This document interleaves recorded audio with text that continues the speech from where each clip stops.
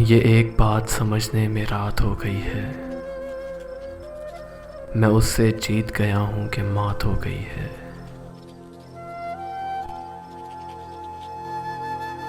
मैं अब के साल परिंदों का दिन मनाऊंगा।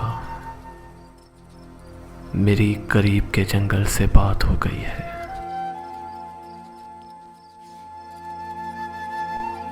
बिछड़ के तुझसे ना खुश रह सकूंगा सोचा था, तेरी जुदाई ही वजह नशात हो गई है।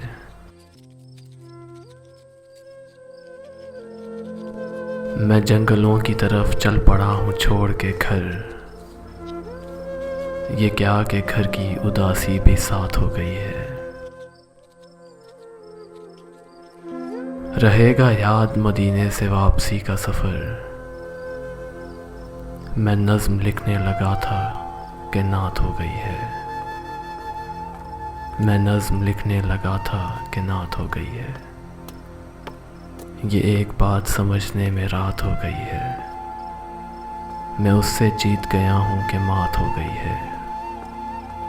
मैं उससे जीत गया हूँ कि मात हो गई है।